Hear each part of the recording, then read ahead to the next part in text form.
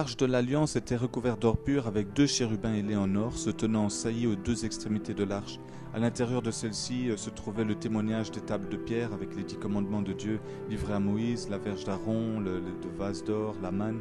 Et le couvercle qui renfermait tout cela s'appelle le propitiatoire. Sur celui-ci était aspergé le sang pour l'expiation des péchés du peuple juif et pour avoir les faveurs divines et obtenir des grâces, des miséricordes, la bénédiction et la présence de Dieu avec eux partout où ils allaient. Être invulnérable en quelque sorte. Il dit qu'il a fait des investigations dans beaucoup de sites et de pays, qu'il a la conviction que l'arche n'a jamais été dans aucun de ces lieux, qu'elle n'a d'ailleurs jamais bougé de Jérusalem et qu'elle n'a pas été prise par les Babyloniens ou les Romains ou qu'elle n'a jamais été détruite. D'ailleurs la Bible le prouve et ne parle jamais de sa destruction. La dernière fois on le voit, c'est dans Jérusalem. Selon la tradition, l'arche et les objets du temple sont restés cachés à travers les invasions babyloniennes, à travers les exils, les conquêtes arabes et musulmanes, romaines, aussi au travers de nombreuses guerres, d'invasions, d'attaques et de civilisations qui se sont succédées les unes après les autres. Tant que les Juifs n'étaient pas obéissants à leur Dieu, Yahweh, et tant qu'ils ne revenaient pas à lui de tout leur cœur, voilà ce qui leur arrivait. Alors Dieu a donc protégé et caché cette arche pendant plus de 2600 ans afin de la protéger, afin de la garder de la destruction, pour pas qu'elle soit détruite. Car beaucoup ont convoité cet objet sacré, qui est sacré pour les Juifs comme pour les chrétiens. Parmi eux, les Templiers qui lancèrent des croisades, Mussolini, Hitler, qui étaient persuadés qu'elle détenait une propriété mystique qui leur donnerait une puissance surnaturelle sur les hommes. Alors qu'adviendrait-il si nous vous annonçons aujourd'hui que cette arche a été retrouvée? Cela suscite beaucoup de questions, bien sûr, auxquelles j'aimerais vous répondre au travers de ce reportage et au travers de ces enseignements vidéo. Alors avant de commencer la partie vidéo et médiatisée, il y a un facteur très important, c'est la découverte de l'Arche de l'Alliance, de l'endroit de crucifixion de Jésus-Christ et du sang de Jésus-Christ. Alors pour savoir de quoi je parle, regardez jusqu'au bout et je vous en supplie, ayez la patience d'aller jusqu'au bout, c'est très important. Afin de vous permettre d'avoir le plus d'éléments pour être convaincu et d'avoir la grâce de Dieu, de découvrir ces révélations, je vous invite vivement à regarder jusqu'au bout, à prier le Seigneur pour qu'il vous parle, qu'il vous convainque, et aussi regardez les autres vidéos que je mettrai en ligne sur mon site dieu-jésus.com ou sur ma chaîne YouTube dieu-jésus.com. Alors abonnez-vous, c'est gratuit et, afin de recevoir l'info sur votre compte YouTube dès qu'une nouvelle vidéo est mise en ligne. Alors pourquoi existe-t-il en ce moment même autant de pression politique et religieuse dans le plus grand secret, dans le but de garder ces découvertes secrètes, dans le but de les cacher au monde pour l'instant? Pourquoi est-ce que cet objet sacré évoque autant de convoitises et de tabous? Jouerait-elle un rôle important dans les événements à venir? Y a-t-il une connexion entre l'Arche de l'Alliance et les événements qui devraient très bientôt se dérouler sous le nouvel ordre mondial? Je vais tenter de vous répondre à ces questions et à bien d'autres au travers de ce reportage, au travers de ce montage vidéo et au travers de cet enseignement biblique.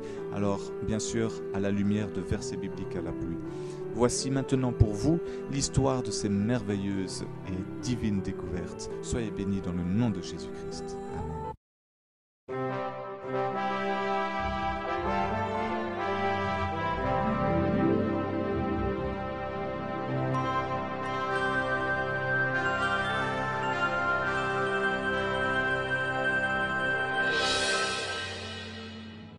Pendant de nombreuses années, la Bible fut le centre d'intérêt de Ron Wyatt. Il avait dans son cœur de montrer au monde que la Bible est bien vraie, que les miracles arrivent vraiment et qu'il y a un Dieu avec qui il faut avoir une relation, une intimité. Pour sa mission, il devrait faire front à de grandes résistances de la part non seulement des chrétiens, mais aussi des scientifiques qui ne veulent pas se lier à Dieu et croire.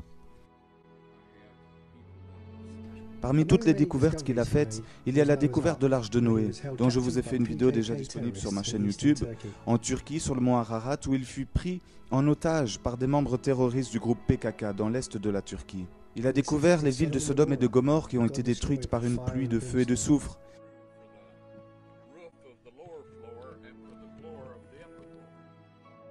Il a risqué sa propre vie et fut en prison pour 1 mois lorsqu'il est allé en Arabie Saoudite parce qu'il voulait révéler au monde qu'au vrai mont Sinaï, il y a de réelles preuves archéologiques des Israélites. Il a aussi montré et découvert où fut le passage au travers de la mer Rouge lors de l'Exode, là où fut ensevelie sous eau toute l'armée de Pharaon et Pharaon lui-même. Il y a d'ailleurs de nombreuses évidences de cela dans le fond de l'eau à cet endroit et qui ont permis de prouver que cette histoire était bien vraie. Il a montré l'endroit possible du camp des Israélites, à Kadesh Barnéa, là où Moïse a frappé sur le rocher d'Horeb, et d'où l'eau est sortie ensuite. Ici, il est évident que de l'eau a jailli de la fondation de roche et a coulé dans la vallée, alors que nulle part dans cet endroit il n'y a un apport d'eau.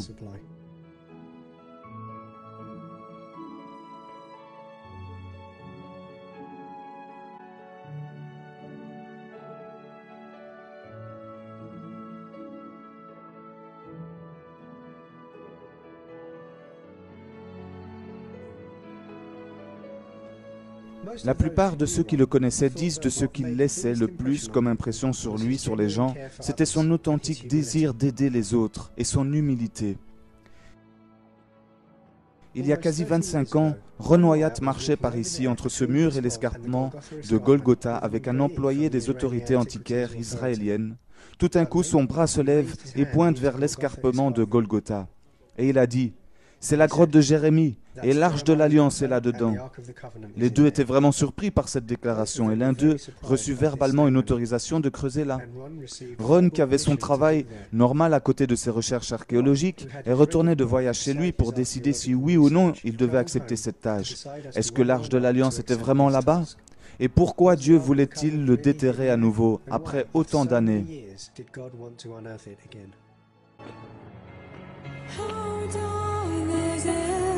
Have I cried unto thee, O Lord, hear my voice, Lord, let thine ears be attentive to the voice of my supplications.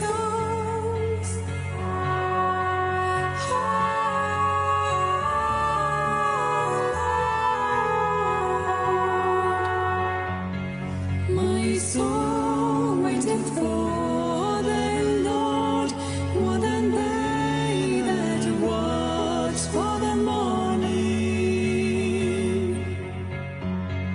I say more than they that watch for the morning. I say more than they that watch for the morning.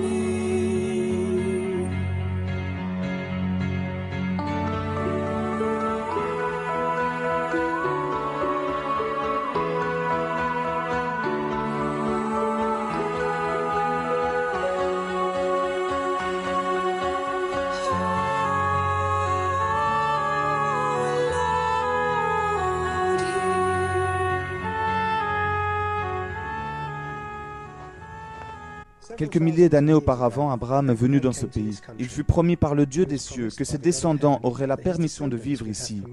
Abraham fut choisi pour garder la vérité pure dans un temps où les mythologies à propos des dieux étaient profondément ancrées en Mésopotamie.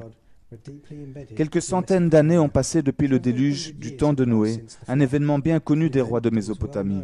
Des tablettes cunéiformes comme celle-ci au British Museum, le musée britannique, nous parlent du grand déluge d'eau justement. Les rois mésopotamiens revendiquaient avoir été choisis et mis en fonction par le Dieu le plus haut et grand, et leur royauté peut être retracée jusqu'au déluge, justement. On peut le trouver dans la liste des rois sumériens. Si à cette époque, vous vouliez défier les réclamations du roi, leur point de vue de la religion était perçu comme la culture générale suprême, absolue. L'histoire nous dit que la Mésopotamie a propagé les enseignements à propos de Dieu à tout le Moyen-Orient, l'Asie, l'Europe, via le commerce. Mais ce qu'ils avaient revendiqué était un mensonge. Dieu ne les avait pas choisis, mais il avait choisi un homme qui vivait au milieu d'eux. Son nom était Abraham. Au commandement de Dieu, il voyagea en Mésopotamie, et de Mésopotamie jusqu'au pays de Canaan, qui est aujourd'hui l'Israël actuel. Dieu lui a promis que sa descendance serait aussi nombreuse que les étoiles, et que par sa semence, toutes les nations de la terre seraient bénies. Le Sauveur que Dieu a promis au travers d'Adam et Ève, le Messie, naîtrait de la postérité d'Abraham. Abraham reçut la tâche d'être gardien de la vérité, et sa descendance allait devoir protéger la vérité jusqu'au retour du Messie et confirmer la vérité au monde entier.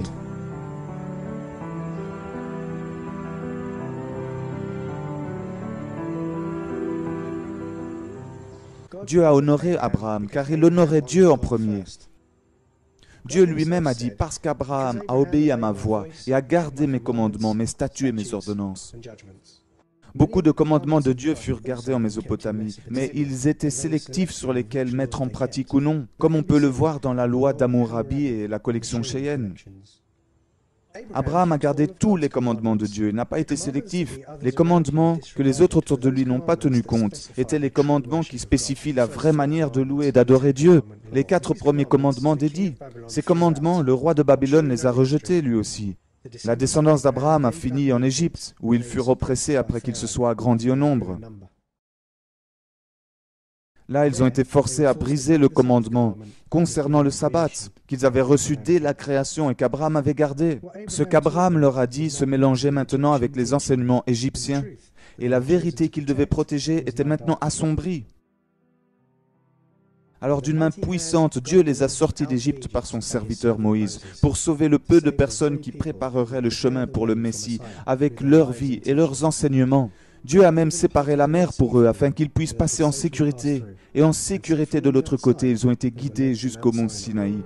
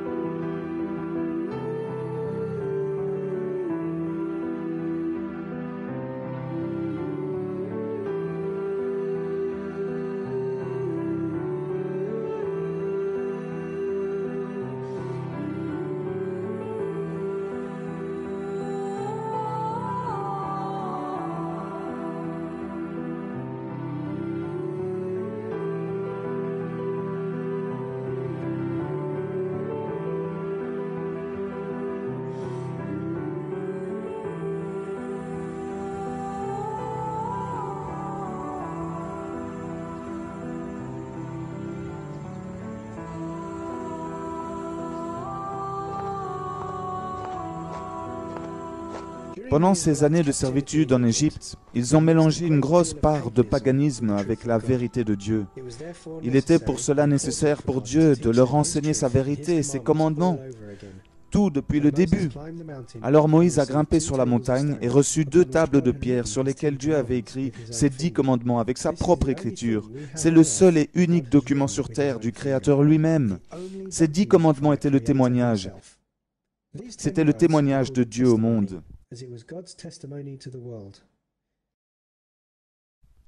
À côté de ces commandements, il y en avait un autre dans lequel ils se sont engagés. Et ce commandement dit que s'ils étaient loyaux envers Dieu, il les choisirait parmi toutes les nations. Ils ont reçu les lois civiles pour maintenir la loi et l'ordre. Et c'est important de séparer les commandements des lois civiles.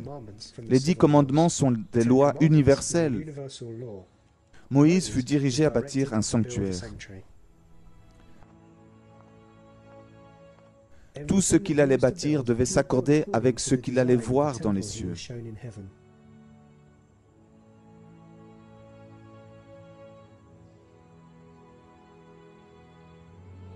Les 10 commandements, ou le témoignage de Dieu, comme cela s'appelait, étaient mis dans l'arche. Et sur cette arche, il y avait un couvercle, appelé le propitiatoire.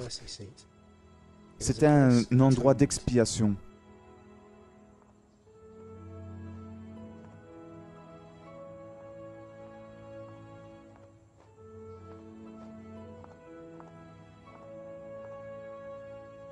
Après qu'il les bâtit, ils placèrent les meubles toutes dans les positions que Dieu lui avait montrées. L'autel des holocaustes symbolisait le sacrifice du Messie prophétisé. La cuve d'airain, un bassin rempli d'eau, symbolisait la purification ou la purification du baptême. Dans le lieu saint, vous avez la table des pains de proposition et le pain qui symbolisait la parole de Dieu que nous devons manger. Ici, de l'autre côté, vous avez le chandelier aux 7 branches, symbolisant l'assemblée de Dieu, et l'huile symbolisait l'Esprit Saint et le feu allumé continuellement. Il symbolisait Jésus-Christ aussi, qui est la lumière du monde. Et un peu plus loin, l'autel de l'encensoir, qui symbolisait les prières des fidèles envoyées en haut dans les cieux. Ensuite, dans le lieu le plus saint, appelé le Saint des Saints, est l'arche de l'Alliance, l'arche du témoignage que Moïse eut à faire avec les 10 commandements dedans. Cela symbolisait que c'était les 10 commandements de Dieu qui avaient été enfreints et demandaient donc un sacrifice de sang. Le sang symbolisait le Sauveur qui viendrait prendre les sanctions sur lui pour le peuple qui avait péché contre leur Créateur en enfreignant ses commandements. Au travers des siècles, les Israélites avaient à préserver les raisons derrière la mission de Jésus, de venir mourir pour le monde et préserver le vrai commandement de Dieu, la loi qui avait été enfreinte. Le sanctuaire montre aussi comment l'humanité s'est réconciliée avec Dieu. Mais les enfants d'Israël étaient d'une manière ou d'une autre réticents à ce que les commandements les séparaient du reste du monde, puisque Dieu les mettait à part.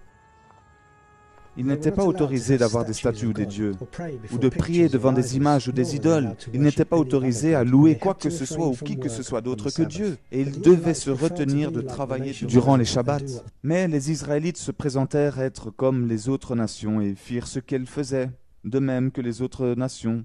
Souvent, pendant un moment, ils enfreignaient tous les 4 premiers commandements, qui décrivent comment être loyaux envers l'unique vrai Dieu.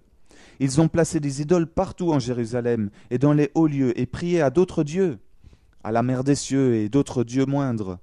Ils ont mis des symboles de dieux païens comme le soleil dans le temple de Dieu aussi.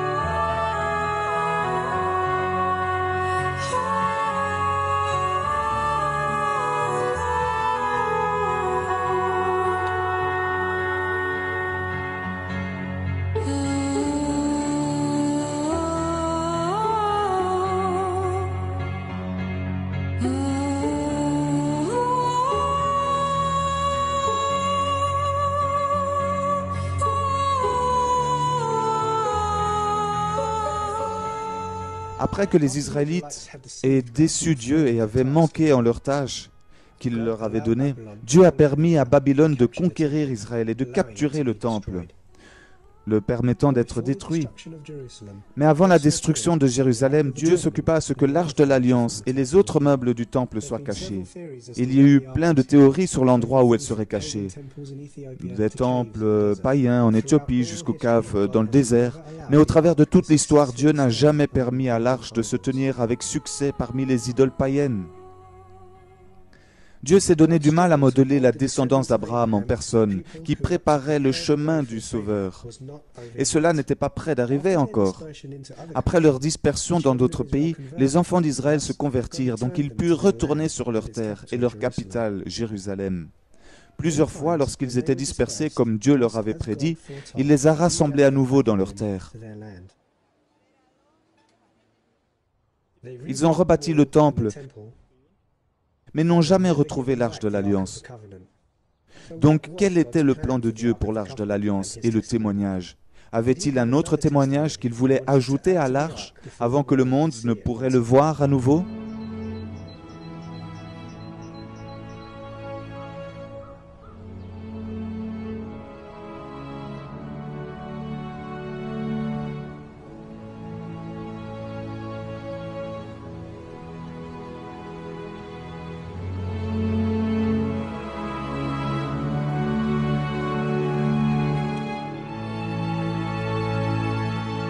Quand Ron Wyatt a décidé et commencé de creuser, cela n'était pas du tout aussi facile qu'il ne l'avait cru d'abord.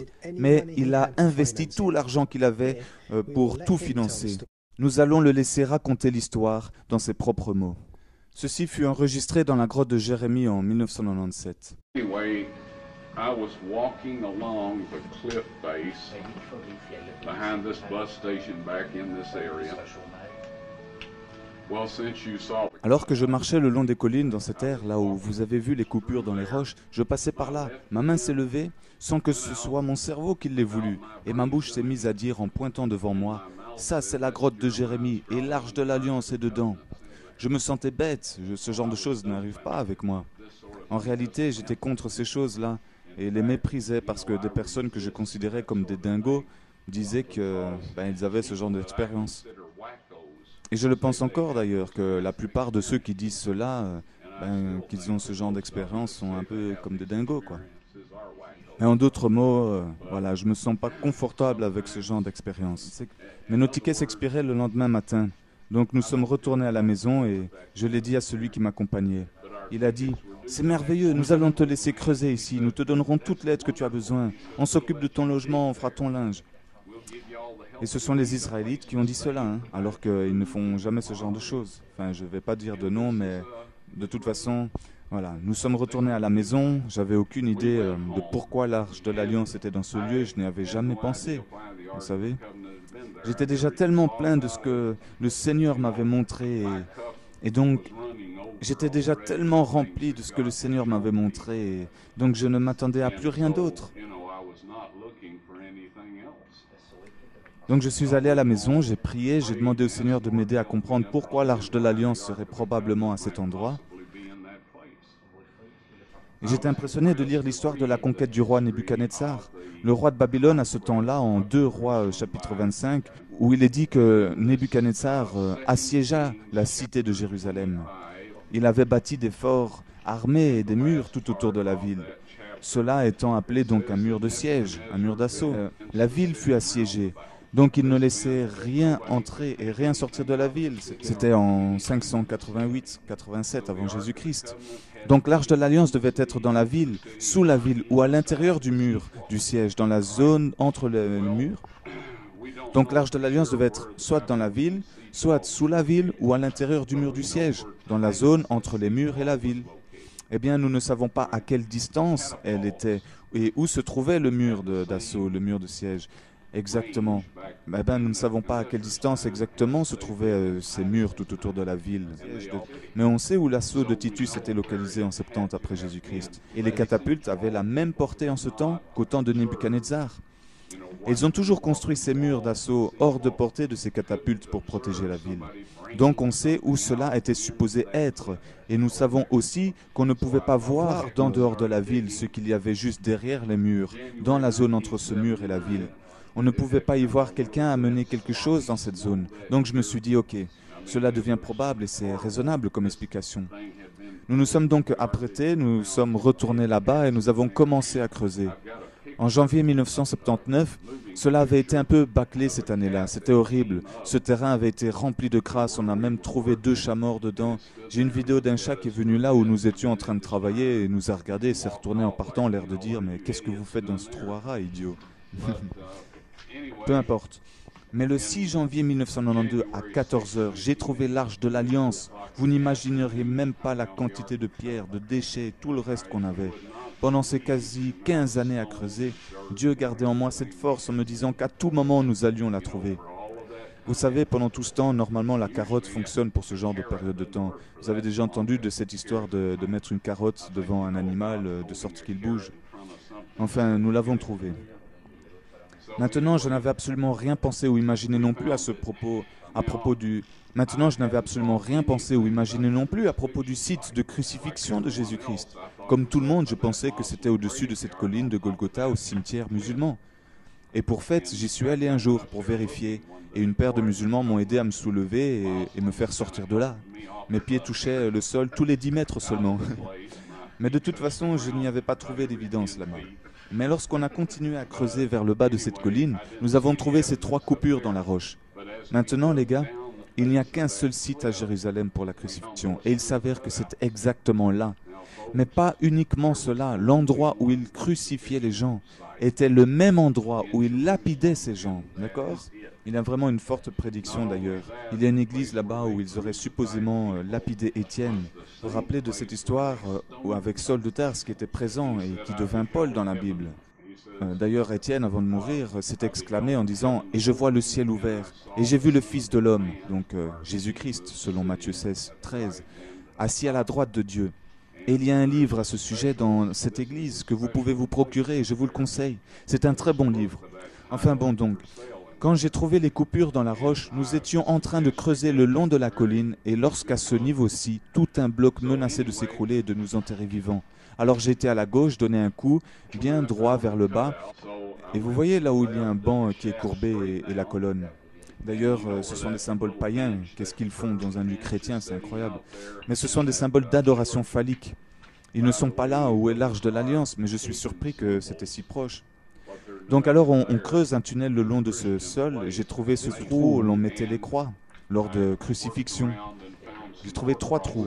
Et alors que je creusais tout autour, j'ai découvert d'autres trous pour crucifixion. Environ 1,5 mètre plus bas de ce sol douteux. Je pensais que le premier trou venait de la vraie base initiale du sol, mais c'était comme une sorte de banc surélevé du sol, tout autour du premier. Enfin bon, je me suis mis à prier. Seigneur, où dois-je aller maintenant? Maintenant, nous avons trouvé l'endroit de crucifixion. Et j'étais vraiment excité à ce propos.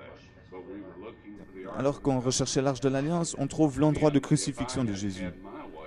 Maintenant, si on avait fait tout cela à ma manière et pas à celle de Dieu, j'aurais trouvé l'arche de l'Alliance et n'aurais jamais trouvé le lieu de crucifixion, car je ne le recherchais même pas. Comme toujours, Dieu avait plus en pensée que je n'en avais, et même plus que tout être humain, dit-il. Il nous a dit qu'il nous donnera plus qu'on ne pourrait demander ou penser. J'ai trouvé cela très vrai. Et évidemment, vous trouverez cela très vrai aussi. Et ceux qui partagent des choses avec d'autres gens ont certainement déjà vécu ce que je dis là. Aujourd'hui, Dieu travaille d'arrache-pied et d'une main très forte pour finir son travail. Enfin bon, j'étais très impressionné de passer au travers des roches de la colline. Pas celle-ci, mais une qui ressemble à du béton, dure comme fer. Bien que je suis bête, mais je ne pensais pas être aussi bête. Donc j'ai continué à regarder tout autour pour pouvoir rentrer. Bien que je suis bête, je ne pensais pas être aussi bête. Je ne pensais réellement pas pouvoir passer au travers de cette roche. Donc j'ai continué à regarder tout autour pour pouvoir rentrer dans cette colline et creuser plus bas. Et je savais qu'il y avait des caves dedans, car des abeilles sortaient de craquelures et rentraient dedans. Ils avaient leur ruche dedans. Enfin bon, mon fils me dit alors, « Papa, as-tu prié à propos de cela ?» J'ai dit « Oui. » Mais vous savez, j'aurais dû prier avec mes 2 enfants. Nous avons pris du recul et vu l'erreur que nous avons faite. Mais oui, nous avons prié donc ensemble une nuit, mais j'aurais dû prier là, ici, maintenant. Donc il a dit, « As-tu prié à ce propos ?» Et je lui ai dit « Oui. » Il a dit, « Alors, as-tu reçu quelconque indication où nous devrions creuser ?» J'ai dit « Oui. Nous devons creuser directement dans cette colline. » Il a dit, « Ben, alors faisons-le. » J'ai dit, « Pas question. C'est trop pour moi, c'est stupide. Je ne le fais pas. » Donc on a travaillé encore 3-4 jours, puis il était temps de partir le lendemain et mon aîné était avec moi en bas du tunnel. On remettait les outils vers mon fils cadet qui les arrangeait. Et mon fils aîné est de nature très silencieuse. Mon aîné a dit, « Papa, as-tu prié à propos de ça ?» Je lui ai dit, « Oui. » Donc il m'a dit, « Ben, je suis surpris d'avoir réussi à passer au travers de cette colline par là. » Il a dit, « Allez, faisons-le. » Et j'ai dit, « Non, c'est stupide. Je ne vais pas me tuer le cerveau là-dessus. » Il m'a dit, « Papa, je ne veux pas te blesser en disant cela, mais je t'ai déjà vu faire des choses bien plus stupides que cela. » Donc je lui ai dit, « Bon, d'accord, vas-y dedans et donne les outils tout de suite. » Maintenant, si vous regardez attentivement, il y a une fissure ici. Ce n'est pas énorme, mais c'est une faille au travers de cette roche. Donc nous sommes allés de ce côté. On a pris nos marteaux et tout, et on a fait nos marques de haut en bas, et finalement un grand morceau s'est détaché. On l'a poussé sur le côté, on a regardé vers le fond, et il y avait un trou à peu près grand comme cela. Cela n'avait pas l'air d'être prometteur du tout, et mon fils a donné la lampe de poche. Je l'ai donc mis dans ce trou, et il y avait une grande cave derrière cela. Avez-vous déjà ressenti la chair de poule et toutes ces sortes de choses remplies de chaleur? Ben, c'est ce qui m'est arrivé. Il n'en a pas fallu plus pour vite faire un trou assez grand que pour y rentrer. Je pensais que l'Arche de l'Alliance serait juste là. Donc, comme on a dû quitter le lendemain matin, on a tout renfermé afin que personne ne sache où on venait d'avoir été et on est parti. J'ai dû retourner à la maison, travailler, économiser de l'argent pour pouvoir revenir, mais éventuellement j'ai retrouvé l'Arche de l'Alliance. Et c'était dans une chambre que je n'aurais pas voulu déranger en allant dedans, ni même de percer ou d'aller au travers du mur. Mes 2 enfants sont tombés très malades en 1992, et j'en ai envoyé un le soir de Noël, et l'autre le soir du passage à la nouvelle année. Je devais à l'hôtel $300 et j'avais plus rien du tout. Un ami dans la zone m'a laissé m'ensemencer dans son restaurant. Et oui, je suis resté là planté dans son restaurant des jours et des jours. Et c'est là un ami dans la zone m'a laissé m'ensemencer dans son restaurant. J'étais là tout le temps. Et ça, les gars, pour moi, c'était humiliant. Il y a des choses avec lesquelles je ne suis pas habitué. Et j'en expérimentais certaines à ce moment-là. Dans ce cas, j'ai décidé de trouver l'Arche de l'Alliance ou de mourir dans ce trou. Cela peut sonner mélodramatique, mais j'étais humilié. Je ne pouvais pas payer mes factures et mes dettes. J'aurais préféré être mort que d'être dans une situation comme cela. Et ce n'était pas de la bonne logique, donc ne tombez pas de la même manière que moi à ce sujet. Hein. Ne pensez jamais comme ça. Hein. Donc enfin bon, il y avait ce petit homme arabe qui me laissait germer dans son restaurant. C'est un homme adulte accompli, mais il avait la taille d'un enfant. Donc alors que nous allions dans ce système de cave, il rampait jusqu'aux chambres et je lui ai donné une lampe. C'est comme s'il ne trouvait rien dedans. On a fait cela maintes et maintes fois, et on est arrivé jusqu'à cet unique trou après que nous ayons rampé dans je ne sais combien de caves, de chambres, de niveaux, de tunnels. Alors qui a déjà été dans une grotte? Donc vous savez de quoi je parle.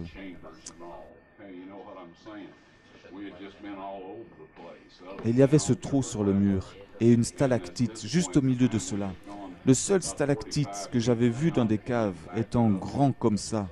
Le seul stalactite que j'avais vu dans ces caves était grand comme ça au maximum. Mais celui-ci était beaucoup plus grand.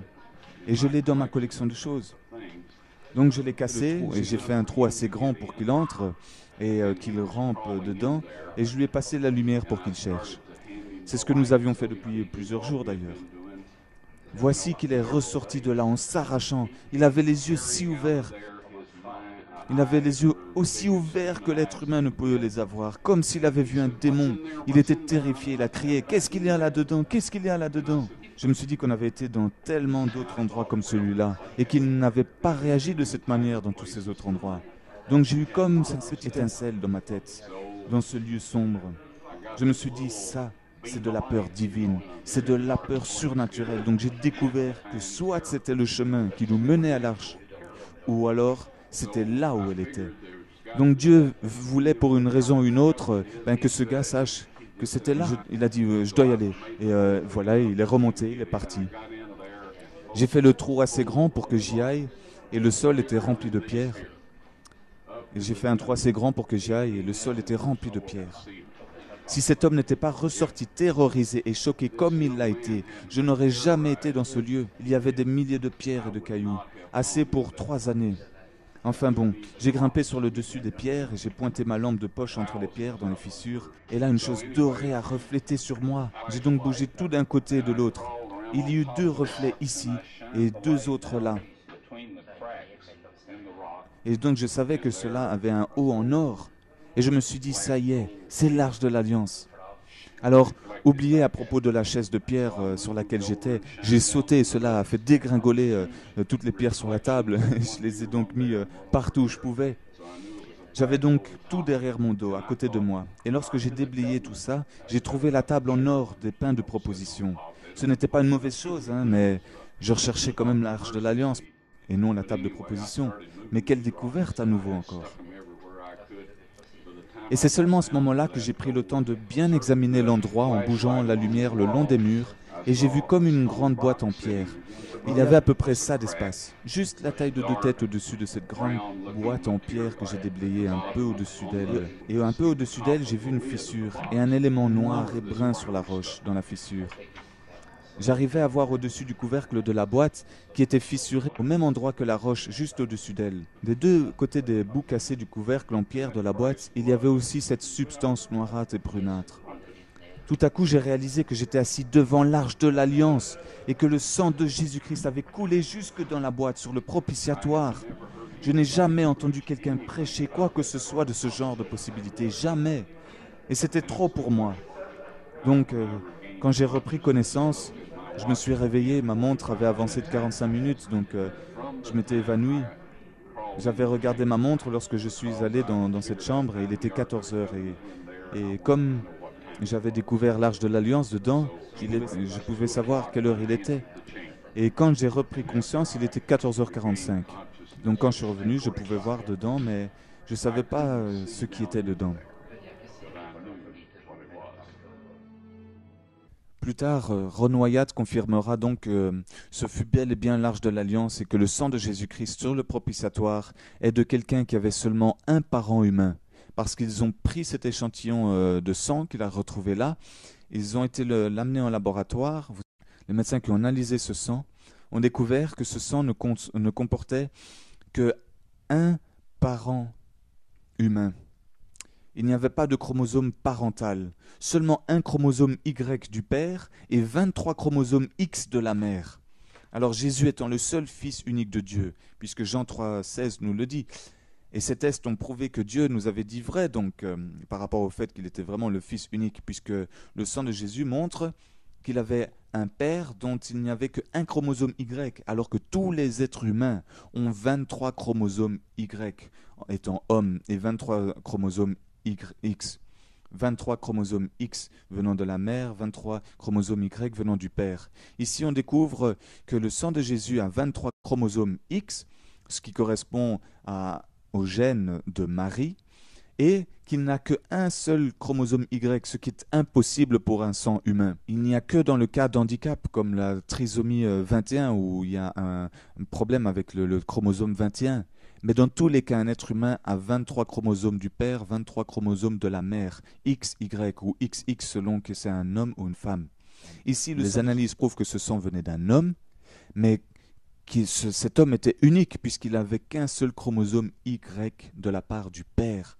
Et cela prouve que Jésus n'était pas issu d'une relation sexuelle, il était issu de l'onction de l'Esprit Saint, il est venu d'une manière miraculeuse, Marie étant vierge à ce moment-là. Donc cela coïncide exactement et précisément avec ce que la Bible dit. Même les musulmans le disent, qu'il n'avait pas de père, mais il n'avait qu'une mère. Il était le fils de Myriam, selon eux, Marie. Donc voilà, tout coïncide pour l'instant, jusqu'à présent, avec l'endroit de crucifixion de Jésus, avec le sang de Jésus-Christ, avec l'arche de l'Alliance, avec la table de pain de proposition. Donc tout coïncide effectivement avec les versets bibliques. Ceci prouve donc par le sang de Jésus-Christ qu'il avait les caractéristiques charnelles de sa mère Marie, mais qu'il avait aussi les attributs divins de Dieu par son Père céleste, qui lui avait donné son ADN, son chromosome Y, ce qui est donc unique dans toute l'histoire de l'humanité. La Bible avait prophétisé que le sang du Messie, du Christ, serait aspergé sur le propitiatoire de l'Arche de l'Alliance. Et il a fait ces découvertes qui prouvent cette prophétie. Mais comme cela devait rester secret jusqu'à notre temps, cela était partiellement mais pas totalement caché en symbole dans la Bible. Matthieu 27, versets 50 à 51, dit qu'il a observé et ressenti un tremblement de terre à la croix au moment où Jésus rendit son âme, créant une fissure en dessous de la croix, ce qui coïncide avec ce qu'il a découvert en dessous de l'endroit supposé être de la crucifixion de Jésus. On trouve une fissure comme le tremblement de terre qu'il a eu lorsqu'il rendit son âme. Et le sang qui aurait coulé, l'eau et le sang, lorsqu'on a percé donc Jésus, de l'eau et du sang est sorti, nous dit la parole. Et donc aurait coulé jusqu'en dessous, jusqu'à l'arche de l'Alliance. Waouh! Donc, Jésus, au moment où il rend son âme, une fissure se crée en dessous de la croix. Et Jean nous dit que lorsque le soldat romain perça le corps de Jésus, du sang et de l'eau sortirent de son corps. L'eau et le sang descendirent apparemment le long de son corps, ensuite dans la fissure du tremblement de terre pour finir un peu plus bas, sur le propitiatoire. Le prophète Ésaïe a écrit que Jésus, lorsqu'il fut abattu et meurtri, il se répandrait sur plusieurs nations. Et Jésus lui-même a dit, lorsqu'il initia le partage du pain et du vin en sa mémoire, qu'il établirait une alliance avec tout le monde au travers de son sang. Le sang qu'on a trouvé justement sur le propitiatoire de l'arche de l'alliance. Le sang confirmerait son alliance. Lorsque Jésus devint le sacrifice, il a répandu son propre sang lui-même, et cela a rempli le rôle du grand prêtre. Il est donc devenu le grand prêtre et la victime du sacrifice, le sacrifice lui-même. Paul a dit que Jésus avait confirmé la nouvelle alliance, de la même manière que Moïse avait confirmé l'ancienne alliance avec les Israélites. En Exode, nous pouvons lire comment l'alliance fut confirmée. Dans sa lettre pour les Hébreux, Paul a écrit comment Jésus avait donc confirmé l'ancienne alliance de la même manière que Moïse entre le peuple et Dieu. Hébreux chapitre 9, du verset 18 à 22 dit « C'est pourquoi la première alliance elle-même n'a pas été confirmée sans le sang. Car Moïse, après avoir prononcé devant tout le peuple tous les commandements de la loi, prit le sang des veaux et des boucs avec de l'eau et de la laine écarlate et de l'hysope. Et il en fit l'aspersion sur le livre et sur tout le peuple en disant « Ceci est le sang de l'alliance que Dieu vous a ordonné d'observer. » Puis il fit aussi aspersion avec du sang sur le tabernacle et sur tous les ustensiles du service. Et presque toutes choses selon la loi sont purifiées par le sang, et sans effusion de sang, il n'y a pas de rémission des péchés. Il a pris du sang et de l'eau et a aspergé cela sur les paroles de l'alliance. Cela symbolise deux choses, que ces paroles écrites dans le livre sont l'alliance, et que le sang symbolise le pardon pour le fait d'avoir transgressé cette alliance. Tout comme le sang des sacrifices d'animaux auparavant symbolisait déjà et toujours le sang de Jésus-Christ. C'était une préfiguration de son sang. Le coton pourpre et l'hysope représentaient la vraie mission du sacrifice de l'agneau. Apocalypse 5,5 nous dit que Jésus est l'agneau immolé, l'agneau sacrifié dès les fondations du monde. Dans la Bible, le coton symbolise la pureté et le pourpre symbolise le péché. Donc, tout comme le coton devint pourpre, Jésus, l'innocent agneau de Dieu, prit sur lui-même nos péchés. Romains 8,23 nous dit « Car tous ont péché et sont privés de la gloire de Dieu. » Il fallait donc que par son sang pur et saint, nous puissions être pardonnés, lavés et purifiés de nos péchés.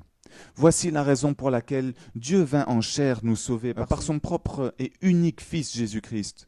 Car aucun homme, aucune femme ou aucun enfant n'a réussi à être parfait et saint tout au long de sa courte ou longue vie sur terre. Dieu lui-même, voyant que l'homme ne pouvait pas être sauvé et ne pouvait pas avoir accès à son royaume pour l'éternité, a décidé de venir lui-même pour être cet homme parfait et saint que fut Jésus-Christ, que la Bible dit être à la fois 100% homme et 100% Dieu lorsqu'il était sur terre. Voilà pourquoi le sang de Jésus-Christ nous sauve.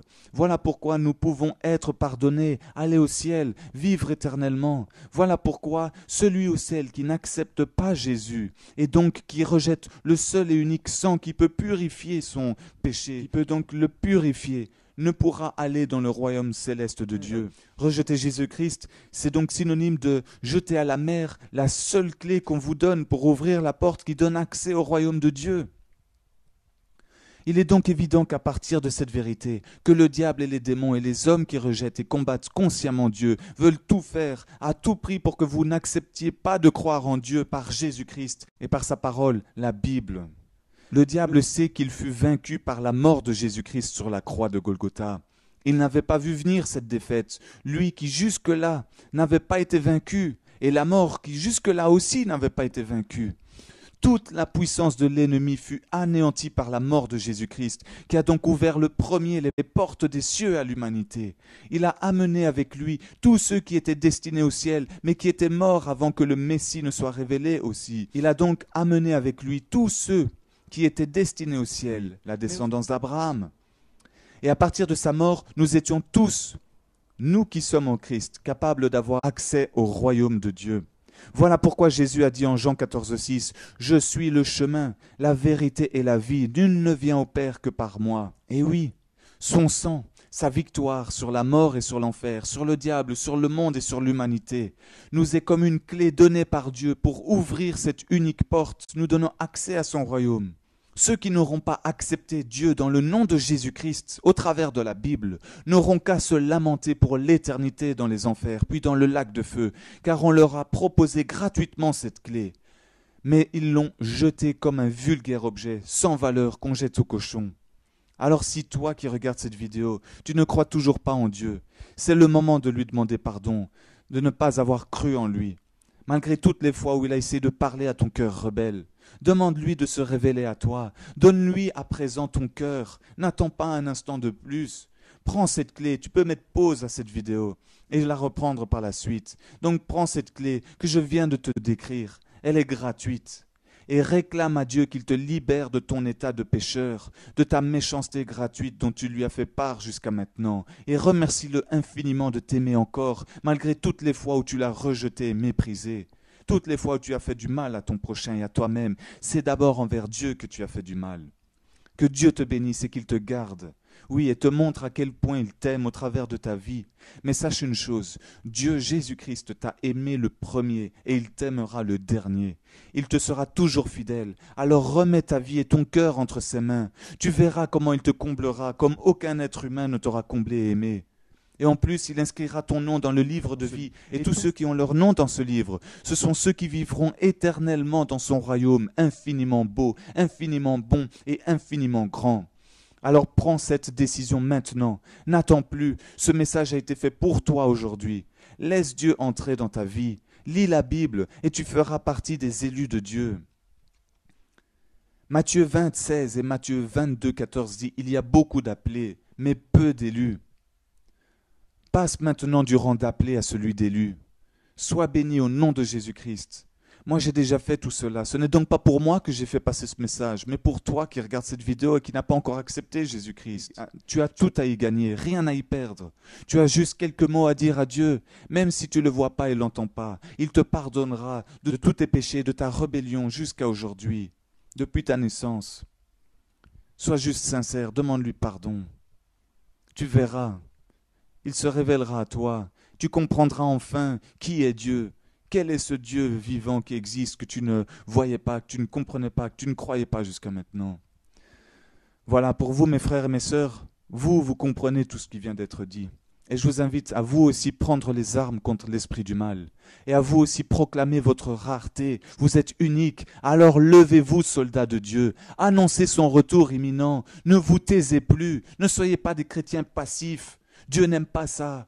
Devenez évangéliste, prophète, pasteur ou enseignant ou docteur selon la Bible. Vous aussi, laissez une trace de Papa Yahweh, Yehoshua, ici sur terre.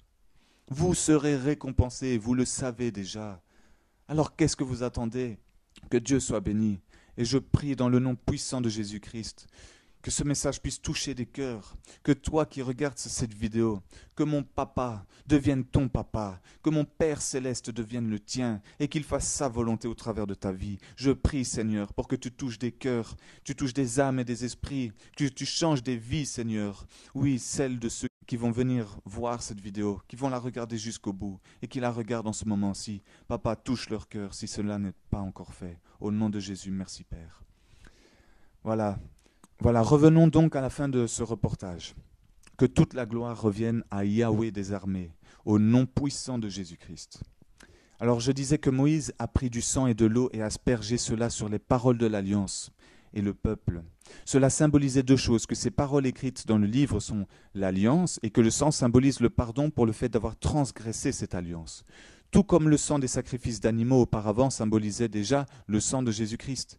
C'était donc une préfiguration du sang de Jésus-Christ qui allait couler sur la croix. Le coton pourpre et l'hysope représentaient la vraie mission du sacrifice de l'agneau. L'agneau qui est donc Jésus-Christ selon Apocalypse 5.5. Dans la Bible, le coton symbolise donc la pureté et le pourpre symbolise le péché.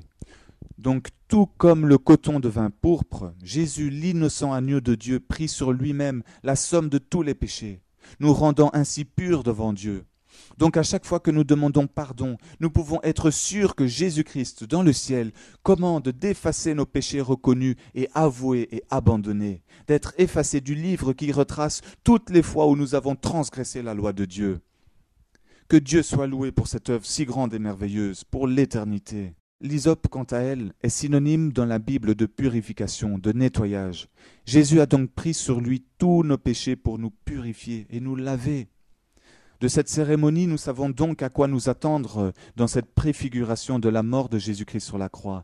S'accordant à cela, nous pouvons nous attendre à ce que Jésus confirme la vraie alliance en aspergeant son sang et son eau sur ce qui est maintenant la nouvelle alliance. Pendant qu'en même temps, il s'est offert à nous pour purifier les péchés de tous ceux qui l'acceptent. Ces personnes avec qui il a confirmé cette alliance ont donc été demandées par Jésus de garder les paroles de cette nouvelle alliance, de vivre selon ses lois, de pratiquer ses paroles, ses commandements. et qui constitue d'ailleurs le Nouveau Testament dans la Bible. Les 10 commandements, ils sont toujours présents d'ailleurs. Jésus a dit que celui qui l'aime, qu'il garde ses commandements et apprenne aux autres à les pratiquer. En Jean 14, versets 15 à 31, que celui qui aime Jésus, que celui qui aime Dieu, garde ses commandements et les pratique et les enseigne aux autres. Cela nous révèle un secret, que le sang et l'eau sont ici sur terre comme un témoignage réel, matériel et vivant de Dieu à l'humanité. 1 Jean 5, 6 à 11 nous dit d'ailleurs « C'est lui, Jésus-Christ, qui est venu avec de l'eau et du sang, non avec de l'eau seulement, mais avec l'eau et avec le sang. Et c'est l'Esprit qui rend témoignage, parce que l'Esprit est la vérité. Car il y en a 3 qui rendent témoignage, l'Esprit, l'eau et le sang, et les 3 sont d'accord. Si nous recevons le témoignage des hommes, le témoignage de Dieu est plus grand, car le témoignage de Dieu consiste en ce qu'il a rendu témoignage à son Fils. Celui qui croit au Fils de Dieu a ce témoignage en lui-même. Celui qui ne croit pas Dieu le fait menteur, puisqu'il ne croit pas au témoignage que Dieu a rendu à son Fils. Et voici ce témoignage, c'est que Dieu nous a donné la vie éternelle, et que cette vie est dans son Fils Jésus-Christ. Voilà pourquoi il a dit qu'il a tant aimé le monde en Jean 3,16, et que quiconque croit en lui aura la vie éternelle. En Ésaïe 52, le prophète Ésaïe avait connecté le moment de la mort de Jésus sur la croix à un temps où il se répandrait à de nombreuses nations. D'ailleurs, après la mort de Jésus, la parole s'est répandue partout dans le monde, l'Évangile.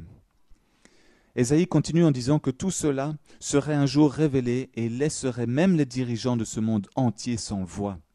Ésaïe 52, 15 dit « Ainsi, il aspergera plusieurs nations, et les rois fermeront la bouche devant lui, car ils verront ce qu'il ne leur avait pas été raconté, et ils considéreront ce qu'ils n'avaient pas entendu. » Lorsque le prophète Daniel prophétisa sur la venue du Messie, il a fait une référence très claire sur la mission de Jésus. Daniel 9, 24 dit « Pour abolir la transgression et mettre fin au péché, pour faire la propitiation pour l'iniquité, pour ramener la justice éternelle, pour mettre le sceau à la vision et la prophétie, et pour oindre le Saint des Saints. » Il est aussi écrit dans la Bible que lorsque Jésus-Christ est mort, le rideau situé entre le lieu saint et le lieu très saint dans le temple fut déchiré en deux, du haut vers le bas, et l'arche de l'alliance n'était pas là, puisqu'elle était cachée depuis déjà 5 à 600 ans. Matthieu 27, 50 à 54 dit « Alors Jésus poussa de nouveau un grand cri et rendit l'esprit. Et voici, le voile du temple se déchira en deux, depuis le haut jusqu'en bas, et la terre trembla, et les pierres se fendirent, et les sépulcres s'ouvrirent, et plusieurs corps des saints qui étaient morts ressuscitèrent. Et étant sortis des sépulcres après la résurrection de Jésus, ils entrèrent dans la ville sainte et se montrèrent à plusieurs. Le centenier et ceux qui étaient avec lui pour garder Jésus, ayant vu le tremblement de terre et tout ce qui venait d'arriver, furent saisis d'une grande frayeur et dirent « Certainement, cet homme était le Fils de Dieu. » Juste avant que les Babyloniens assiégèrent Jérusalem et détruisirent le temple, l'arche était déjà cachée. La vraie arche de l'alliance avec le témoignage de Dieu, avec les lois que les gens avaient transgressées, dont ils avaient besoin d'expiation pour, était déjà cachée. Cette vraie arche de l'alliance avec le témoignage de Dieu dedans, avec les lois que les gens avaient transgressées, dont ils avaient besoin d'expiation pour, d'être pardonnés. Dieu savait depuis toujours que Jésus allait devoir souffrir et mourir pour l'humanité. Et environ 600 ans avant sa crucifixion, il y a 2600 ans, avait caché l'arche de l'alliance juste en dessous de l'endroit où Jésus-Christ allait mourir lui-même, dans l'escarpement de Golgotha. Il n'y a que Dieu qui pouvait prévoir un plan aussi majestueux et intelligent, aussi longtemps à l'avance, et le mettre en pratique. Et quel plan merveilleux! Et cela s'accorde avec la parole biblique, puisqu'on nous a dit que Jésus, lorsqu'il mourut, un tremblement de terre se fit, et donc une fissure s'est faite en dessous de la croix, et c'est ce que Ron Wyatt a découvert, puisque du sang a coulé de l'endroit de crucifixion de Jésus, du sang a coulé jusqu'en bas de la fissure de cette roche, et est descendu exactement là où il y avait l'arche de l'Alliance, et le sang est tombé pile poil là où il y avait le propitiatoire. Donc là où on aspergeait le sang qui était la préfiguration de ce sang qui un jour allait être le sang de Jésus-Christ. C'est tellement incroyable qu'il n'y a pas de mots, que je n'arrive pas à vous communiquer à quel point c'est extraordinaire, à quel point c'est grand et magnifique. Voilà, gloire à Dieu pour ça. Alors, qu'est-ce que cette découverte nous dit? Elle nous dit que conformément à la parole de Dieu dans la Bible, en Jean 3,16, qui nous explique que Dieu a tant aimé le monde qu'il nous a donné son Fils unique, afin que quiconque croit en lui ne périsse point en enfer pour toujours, mais qu'il ait la vie éternelle dans le royaume de Dieu.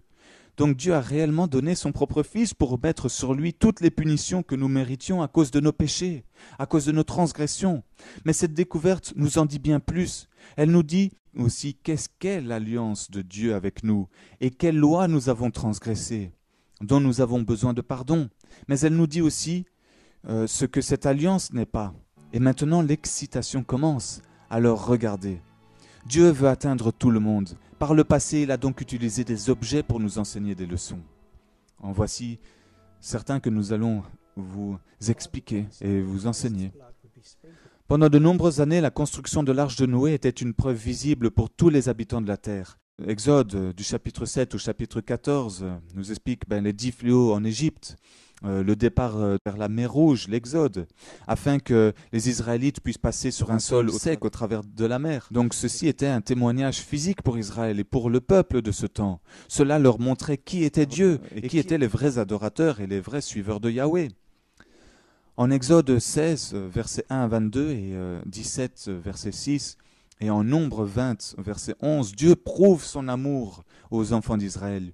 Dieu pourvoit à leurs besoins, leur donne à boire et à manger de façon miraculeuse, comme Jésus avec les 5 pains et les 2 poissons, qui va multiplier pour nourrir 5000 hommes, sans compter le reste. Ici dans le désert, Dieu a envoyé de la manne venue du ciel, et de l'eau d'un simple rocher terrestre, au rocher d'Horeb. La destruction surnaturelle de Sodome et Gomorrhe, aussi avec des pluies de soufre et de feu venues du ciel, était un témoignage aux gens de cette époque qu'il y avait bel et bien un Dieu qui juge les méchants. En 1 Roi 18, versets 37 à 39, lorsque le prophète Élie et les prophètes de Baal étaient rassemblés sur le mont Carmel, Dieu a utilisé un témoignage visible pour montrer qu'il était Dieu et le Créateur, et pour montrer aux apostats qui était son vrai représentant ici sur terre. En Daniel 3, versets 21-25, devant tous les grands hommes de Babylone, Dieu a sauvé la vie de 3 Juifs, jetés dans un feu d'une chaleur inouïe. Le roi Nebuchadnezzar les a vus dans ce feu, a vu Dieu les sauver de ce feu, et ils en étaient ressortis sans aucune brûlure. Ils avaient refusé de plier le genou devant la grande statue de Nebuchadnezzar et avaient refusé d'adorer un autre Dieu que Yahweh, leur Dieu. Dieu avait donc montré au monde qui étaient les vrais adorateurs et qu'il était le vrai Dieu, car Babylone était considérée comme étant la capitale du monde à ce moment-là. Donc Dieu leur a montré qui était le vrai Dieu. En Daniel 6, versets 2 à 29, Daniel est jeté dans une fosse remplie de lions. Le lendemain, on est venu le voir et il était toujours là, répondant que Dieu avait envoyé des anges pour fermer leur gueule et qu'il était toujours vivant dedans. Dieu leur a montré qui était le vrai Dieu, que les animaux même lui étaient soumis et a justifié qui l'adorait vraiment. En Jean 1, 1 à 5 et au verset 14, en Jean 8, 28, en Jean 14, 7 à 14 et en Jean 15, 15, ainsi qu'en Romains 8, versets 1 à 4, en Colossiens 1, 14 à 18 et en Colossiens 2, 9, on nous dit bien que Jésus est la plus grande manifestation que Dieu ait faite aux hommes. Sa divinité s'était habillée elle-même dans l'humanité pour enseigner au monde qui est Dieu et quelle est sa vérité. En Jean 11, 43 et 14, 6, Jésus lui-même était donc un témoignage visible de la vérité de Dieu. En Matthieu 8, 27 et en Matthieu 14, 26 à 27, il a aussi utilisé des preuves visibles, car il a calmé des tempêtes, guéri des malades, de toute maladie existante du monde. Il a marché sur l'eau, il a rendu la vue à de nombreux aveugles, il a fait marcher des paralytiques et des boiteux. Et comme Jésus-Christ est Dieu, il est le même aujourd'hui, demain et éternellement, nous dit Hébreux 13.8, ce qui nous est dit de Dieu Yahweh des armées en Malachie 3.6, qu'il ne changera jamais, et on dit de Jésus qu'il ne changera jamais. Et il dit en Malachie 3.6, parce que je suis Yahweh et que je n'ai point changé, à cause de cela, enfants de Jacob, vous n'avez point été consumés. Seul Dieu est capable de rester le même toujours, alors que nous, il nous suffit de très peu pour provoquer un changement. Un changement, une épreuve, une souffrance, et voilà qu'on peut être complètement différent. Donc, Dieu a toujours été Dieu, et Dieu ne change pas. Dieu fait des miracles hier, Dieu fait des guérisons hier, il les fait encore aujourd'hui, il les fera encore demain. Dieu est le même, Dieu nous a tant aimés hier, il nous aime encore tant aujourd'hui, il nous aimera encore tant demain. Jérémie 31.3 nous dit que Dieu nous aime d'un amour éternel. Alors en psaume 85, 11 et 119 au verset 126, et en Jean 16, verset 8, on lit que Dieu ne laissera jamais à l'homme seul de trouver son chemin au travers de ce chaos religieux qui existe depuis toujours, qu'il montre au monde sa vérité, et qu'il ne restera jamais silencieux là-dessus. Dieu est un Dieu vivant, qui a toujours pensé à convaincre la race humaine de son amour et de sa vérité. Lorsque Ron Wyatt a demandé quand cette découverte serait montrée au monde entier, il reçut de Dieu une réponse très spéciale, que cela ne serait pas montré tant que les lois de la marque de la bête ne soient approuvées et mises en application. Cette marque de la bête est expliquée en Apocalypse 13, du verset 16 à 18. La Bible nous prévient en Daniel 7, 21 à 25, 8, 12 à 13 et en Daniel 11, 31, d'une déception, d'une grande illusion qui viendrait au monde. L'Antichrist se placerait dans le temple de Dieu, proclamant être Dieu lui-même. 2 Thessaloniciens 2, 3 à 12 nous dit « Que personne donc ne vous séduise d'aucune manière, car il faut que l'apostasie soit arrivée auparavant, et que l'homme de péché, le fils de la perdition, soit révélé, lequel s'oppose et s'élève contre tout ce qui est appelé Dieu, ou qu'on adore, jusqu'à être assis comme Dieu dans le temple de Dieu, se proclamant lui-même être Dieu. Ne vous souvenez-vous pas que je vous disais ces choses lorsque j'étais encore chez vous? Et maintenant vous savez ce qui le retient, afin qu'il soit révélé en son temps, car le mystère de l'iniquité opère déjà. Seulement celui qui le retient en ce moment le fera jusqu'à ce qu'il soit hors du chemin. Et alors sera révélé le méchant, que le Seigneur détruira par le souffle de sa bouche et qu'il anéantira par l'éclat de son avènement. L'avènement de cet impie se fera par la puissance de Satan, avec toutes sortes de miracles, de signes et de prodiges mensongers, et avec toutes les séductions de l'iniquité pour ceux qui périssent, parce qu'ils n'ont pas reçu l'amour de la vérité pour être sauvés. C'est pourquoi Dieu leur envoie une puissance d'égarement, pour qu'ils croient au mensonge, afin que tous ceux qui n'ont pas cru à la vérité, mais qui ont pris plaisir à l'iniquité, soient condamnés. Dieu dit à Ron Wyatt que les lois de Dieu sur les tables de pierre livrées à Moïse seraient montrées afin de dévoiler l'Antichrist et de sauver le monde de cette grande illusion et mensonge. Comment cela peut dévoiler l'homme impie? Éphésiens 5,13 nous dit « Mais tout ce qui est condamné est manifesté par la lumière, car la lumière est celle qui manifeste tout. » Et Éphésiens 6,10 à 20 nous dit « Au reste, mes frères, fortifiez-vous dans le Seigneur et dans la puissance de sa force. Revêtez-vous de toutes les armes de Dieu, afin de pouvoir résister aux embûches du diable, car nous n'avons pas à lutter contre la chair et le sang, mais contre les principautés, contre les puissances, contre les seigneurs du monde des ténèbres de ce siècle, contre les méchancetés spirituelles qui sont dans les lieux célestes. C'est pourquoi prenez toutes les armes de Dieu afin de pouvoir résister dans le mauvais jour et tenir ferme après avoir tout surmonté.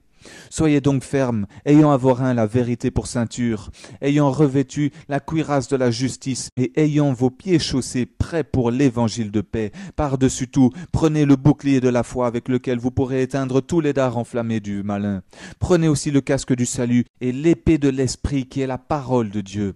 Priez en tout temps dans l'esprit, par toutes sortes de prières et de supplications. Veillez à cela avec une entière persévérance, et priez pour tous les saints, et pour moi aussi, afin qu'il me soit donné de parler en toute liberté et avec hardiesse, pour faire connaître le mystère de l'Évangile, pour lequel je suis ambassadeur, quoique chargé de chaînes, afin, dis-je, que je parle librement ainsi qu'il faut que je parle. Donc, comment cela dévoilera l'homme de péché? Je vous le montre maintenant. L'arche de l'Alliance est faite en deux parties. La partie inférieure est appelée l'arche du témoignage, car elle contient le témoignage de Dieu, les 10 commandements. Et la partie supérieure est appelée le propitiatoire, et en hébreu, kaperet, qui veut dire un endroit pour expier, dont la racine, kaper, signifie le couvercle et expier, d'où le yom kippour. La loi et l'expiation, ou le pardon, sont les deux principales de l'alliance de Dieu avec la race humaine. C'est de là que nous avons donc le nom de l'arche de l'alliance. Dans la Bible, on nous dit que le sanctuaire avait été fait à partir d'un modèle qui est dans le ciel. Celui construit sur terre était un symbole du plan de Dieu sur terre et du ministère précisément de Jésus. Paul décrit dans sa lettre aux Juifs que Jésus-Christ est notre grand prêtre dans les cieux, lorsque le prêtre terrestre eut fini d'agir sur terre à la destruction du temple après la mort de Jésus.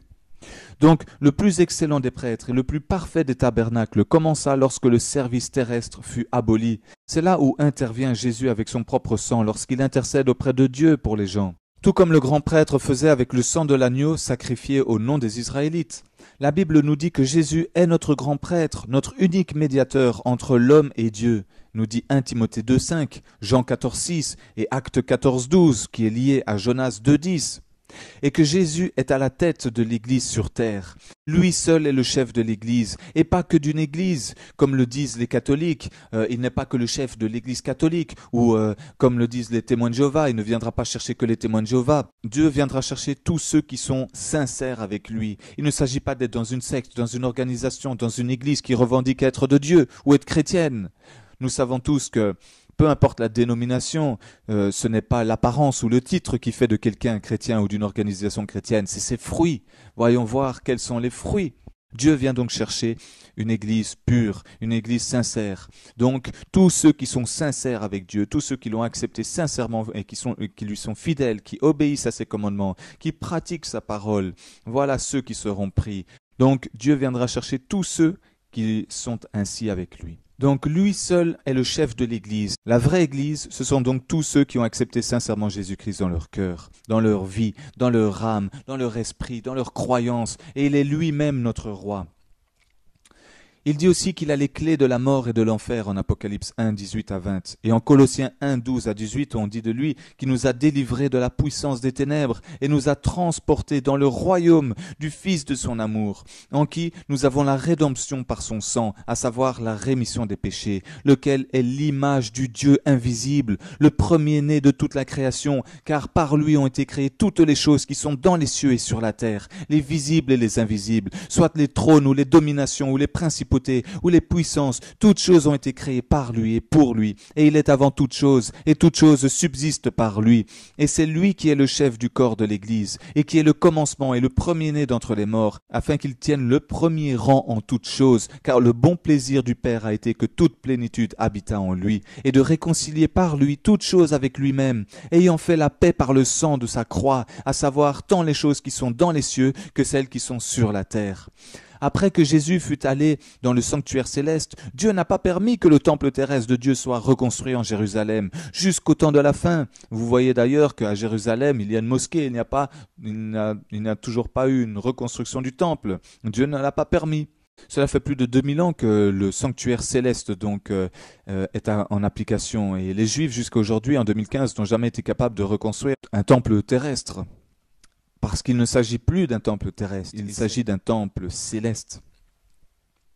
Ce n'est pas dans le temple juif que l'Antichrist se placera, puisque les Juifs comptent reconstruire ce temple. On en parle aujourd'hui, c'est dans l'actualité.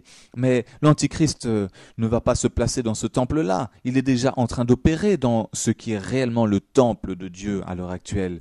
Car quand Jésus-Christ s'en est allé dans le vrai sanctuaire, le sanctuaire terrestre de Dieu a changé de l'état physique à l'état spirituel. Paul a dit en 1 Pierre 2,5 « Et vous aussi, comme des pierres vivantes, vous êtes édifiés pour une maison spirituelle et une sainte prêtrise, afin d'offrir des sacrifice spirituel, agréable à Dieu par Jésus-Christ. » Et en 1 Corinthiens 3, 16, 17, il nous est dit « Ne savez-vous pas que vous êtes le temple de Dieu et que l'Esprit de Dieu habite en vous ?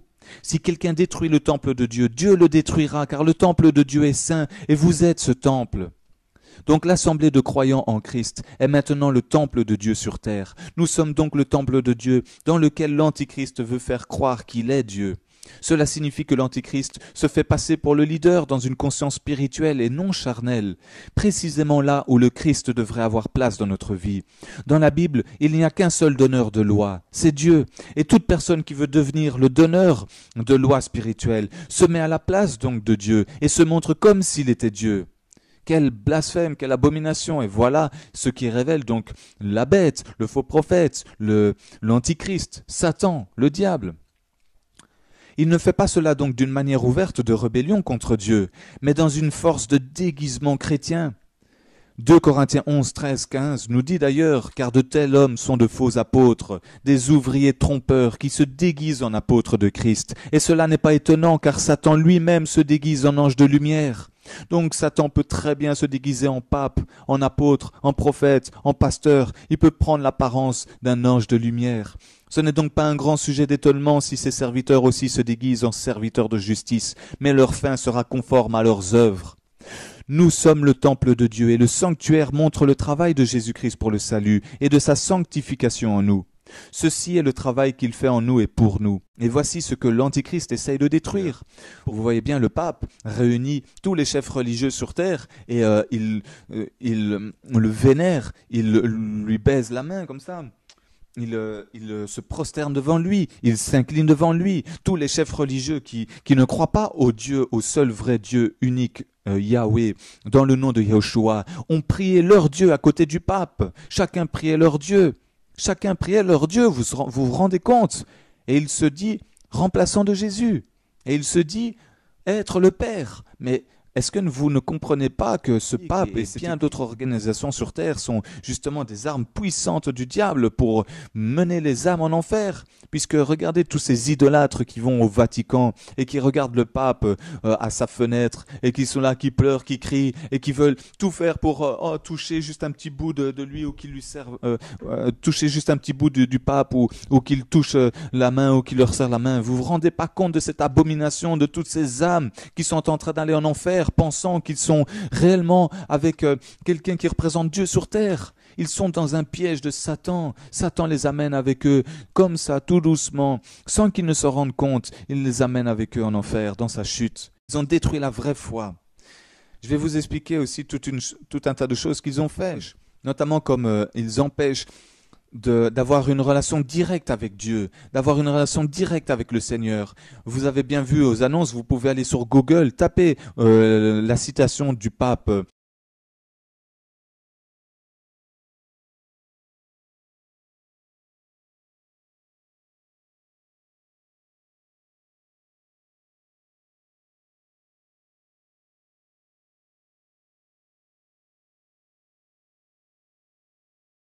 Il a dit qu'il est dangereux d'avoir une relation personnelle et directe avec Dieu, avec Jésus, et de lire soi-même la Bible. Vous vous rendez compte de l'abomination? Est-ce que vous n'entendez pas avec votre foi, avec votre oreille? Est-ce que vous n'entendez pas l'Antichrist, l'esprit de Satan parler? Puisqu'il est un danger pour lui, pour Satan et pour l'enfer, il est un danger que nous ayons justement une relation personnelle et directe avec Dieu. D'ailleurs, regardez dans l'histoire de la Bible, tous ceux qui ont une relation directe et personnelle avec Dieu, regardez qu'est-ce qu'ils ont fait à Satan.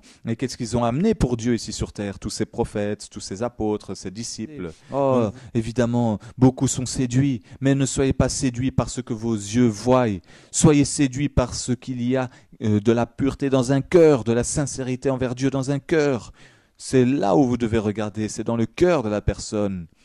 Jésus est mort de sorte que nous n'ayons pas à mourir d'une mort éternelle. Il mourut pour que nous ne puissions manger du fruit de l'arbre de la vie et avoir la vie éternelle. Il mourut car Dieu refusa de nous abandonner, même si ses propres lois à lui nous condamnaient, mais parce qu'il ne pouvait pas changer la loi dans l'univers sans permettre le péché dans l'univers.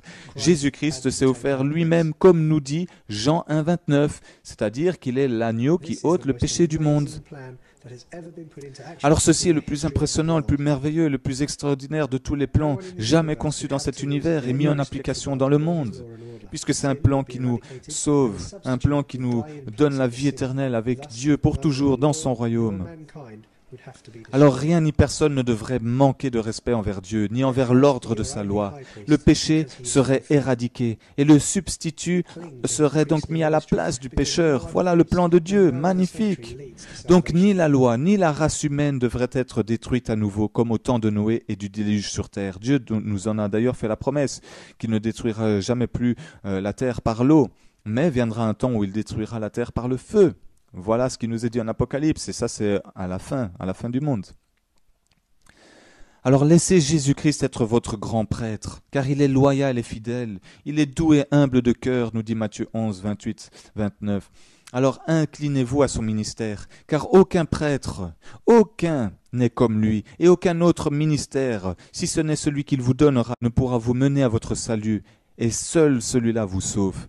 Si Jésus-Christ est votre grand prêtre et votre unique sauveur, vous serez en sécurité et vous serez sauvés, et Dieu prendra soin de vous. D'ailleurs, Jésus-Christ, Yehoshua, veut dire Dieu qui sauve. Déjà rien que le nom de Jésus était un signe que c'est Dieu qui venait nous sauver, Dieu qui sauve ou Dieu est sauveur. Ce même Dieu qui a envoyé son Fils car il nous a tant aimés infiniment, éternellement et inconditionnellement. Gloire à lui. Alors Amos 3, du verset 7 à 8, nous dit « Car le Seigneur Yahweh n'a fait rien sans avoir révélé ses secrets à ses serviteurs les prophètes. Le lion rugit, qui ne craindrait? Le Seigneur Yahweh parle, qui ne prophétiserait ?» Les 10 commandements et le sang de Jésus-Christ seront montrés au monde entier comme témoignage. Et lorsqu'ils passeront la loi de la marque de la bête, les gens seront face à un choix avant la seconde venue de Jésus-Christ. Vous pouvez vous préparer maintenant en cherchant dans les Écritures, en le sondant et en recherchant Dieu et la vérité. Maintenant, nous partageons la parole en 1 Jean 5, versets 8 à 14, qui dit « C'est ce Jésus, le Christ, qui est venu à travers l'eau et le sang, et pas seulement avec l'eau, mais avec l'eau et le sang, et c'est l'Esprit qui rend témoignage. Or, l'Esprit est la vérité, car il y en a 3 dans le ciel qui rendent témoignage, le Père, la Parole et le Saint-Esprit.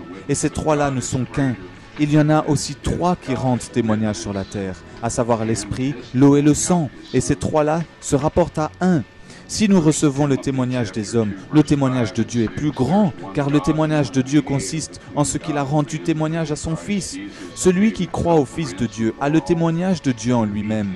Mais celui qui ne croit pas Dieu le fait menteur, car il ne croit pas au témoignage que Dieu a rendu de son Fils. Et c'est ici le témoignage, à savoir que Dieu nous a donné la vie éternelle. Et cette vie éternelle est dans son Fils. Celui qui a le Fils a la vie, et celui qui n'a pas le Fils de Dieu n'a pas la vie.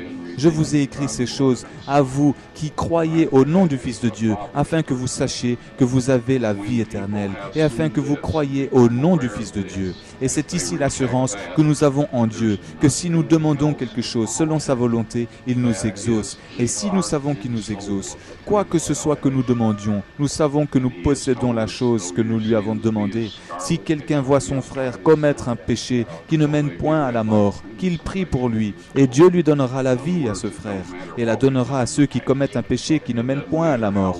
Il y a un péché qui mène à la mort. Je ne dis point de prier pour ce péché-là. Toute iniquité est un péché, mais il y a quelques péchés qui ne mènent pas à la mort. Nous savons que quiconque est né de Dieu ne pêche point, mais celui qui est né de Dieu se garde lui-même, et le malin ne le touche point. Nous savons que nous sommes nés de Dieu, mais le monde entier est plongé dans le mal. Et en 1 Timothée 2, versets 5 à 6, on nous dit « Car Dieu est un, et aussi le médiateur entre Dieu et les hommes est un, à savoir Jésus-Christ, homme, qui s'est donné lui-même en rançon pour tous. C'est le témoignage qui a été rendu en son propre temps. » Donc c'est l'endroit où la Bible vous dira que ceci est la preuve de Dieu le Père envers ce monde perdu, qu'ils ont été pardonnés par le sang de son Fils, qu'on a donc retrouvé et analysé. Et lorsque quelqu'un a vu cela et en devient conscient, s'il rejette cela, il n'y a plus rien d'autre à suivre pour être sauvé. Ceci est la clé, l'arche de l'alliance, le sang de Jésus-Christ pour le plan de notre salut, les 10 commandements. Et il nous dit que nos péchés ne devraient pas être pourpres, mais qu'ils soient blancs comme la neige. En d'autres mots, peu importe ce que nous ayons fait par le passé, peu importe combien nous sommes faibles et pécheurs dans notre nature, Jésus-Christ a donné une vision pour tout ceci. Nous l'avons reçu les premiers. Tout ce que nous devons faire, c'est prier le Père dans le nom de Jésus-Christ, dans le sang de Jésus-Christ, et demander pardon et la réhabilitation pour que nous devenions comme Christ, et nous serons prêts à son retour. Et les gars, dit Ron Wyatt, lorsque le Saint-Esprit entretiendra nos cœurs, nous allons développer un amour pour toutes les âmes, et cela nous forcera à faire des choses parfois dures, contraignantes, démoralisantes, demandant notre temps, notre argent, etc., dans le but de travailler pour toutes les âmes. Et lorsque Jésus revient, au lieu de fuir et à chercher à se cacher de celui qui est assis sur le trône, nous regarderons vers le ciel et nous dirons « Seigneur, ceci est notre Dieu ». Nous l'avons tant attendu, et il nous sauvera, il vient nous prendre. Et ce choix revient à nous-mêmes. Donc il en revient à toi-même de prendre ce choix. Au travers de cette vidéo, maintes et maintes fois, nous te donnons et nous te tendons la main afin que tu prennes le bon choix, celui d'accepter Jésus-Christ dans ta vie. Alors réfléchis bien là-dessus, car tu choisis la vie ou la mort. C'est toi qui décides. Voilà, soyez bénis au nom de Jésus-Christ.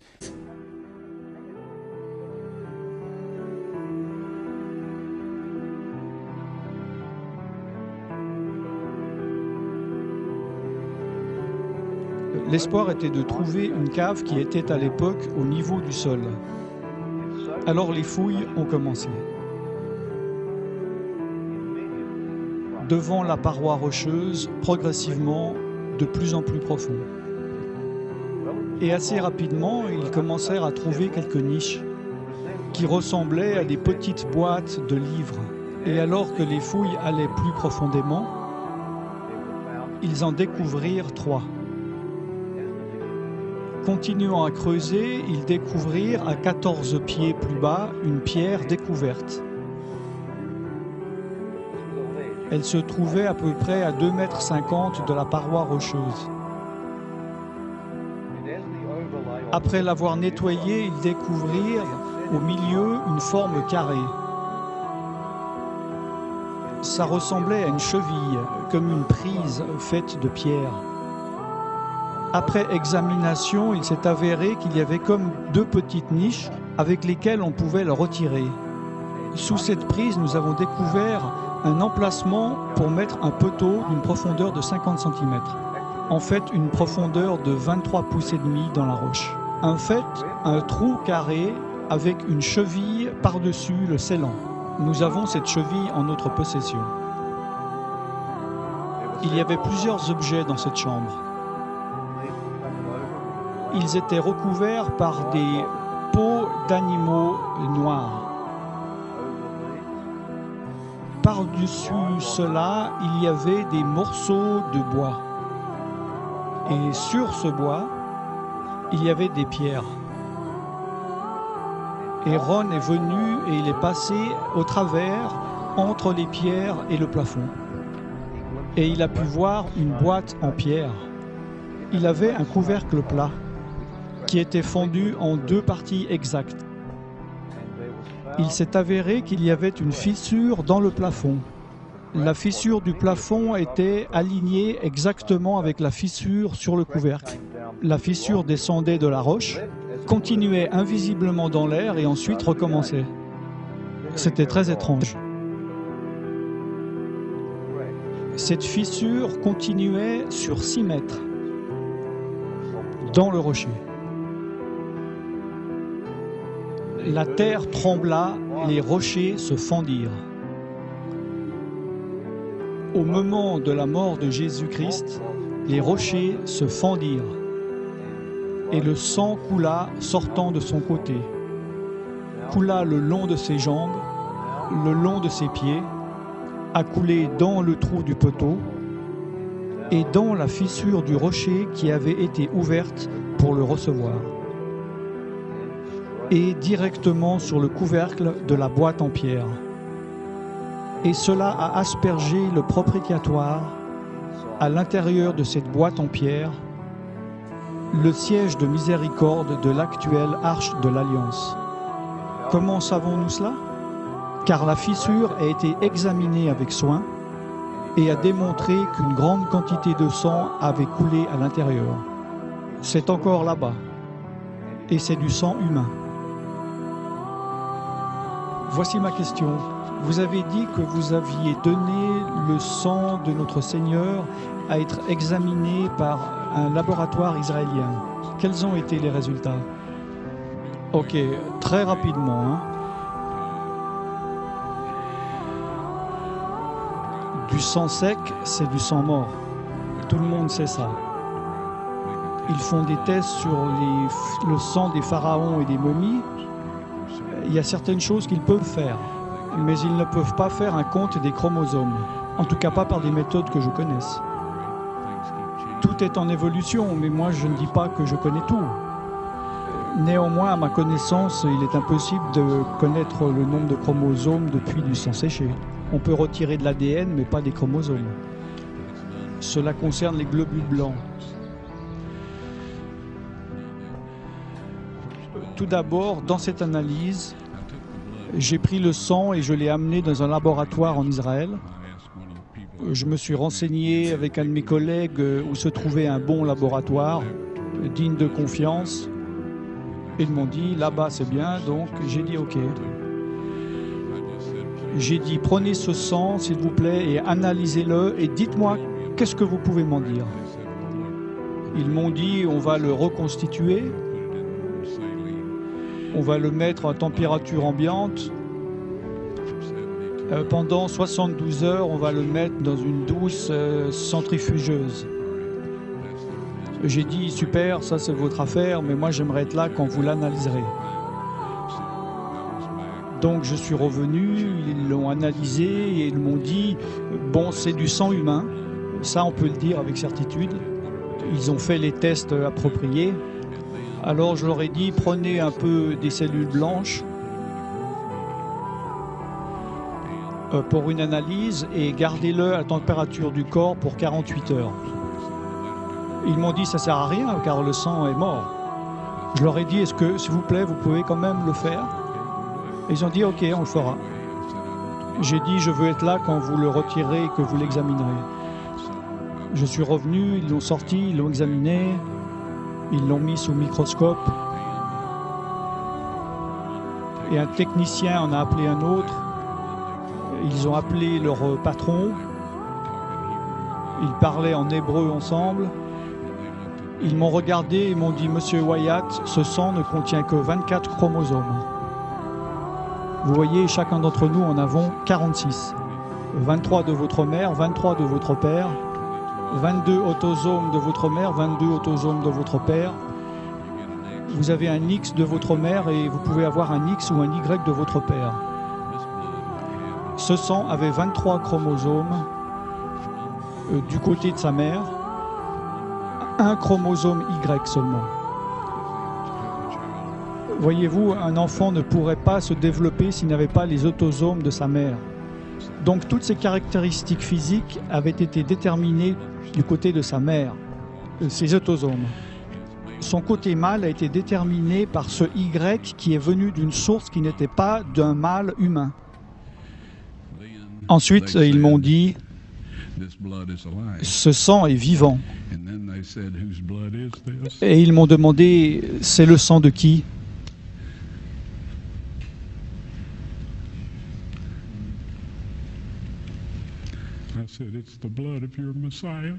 J'ai dit, c'est le sang de votre Messie.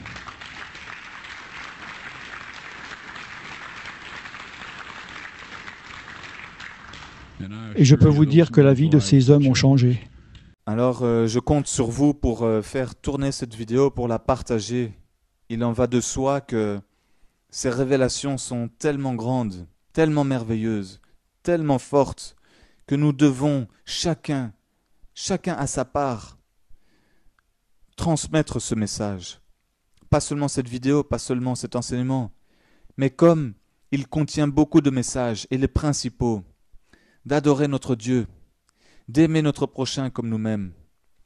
Et alors que le sang de Jésus-Christ, son sacrifice, l'œuvre de la croix nous sauve et prouve matériellement que la Bible dit vrai, qu'elle est vraie, que tout se trouve ici, dans la Bible de Jésus-Christ, que c'est la vraie parole de Dieu. Si vous cherchez la vérité, n'allez plus chercher dans le Coran, n'allez plus chercher dans les livres hindous, bouddhistes, dans tout ce qui est philosophique ou tradition d'homme.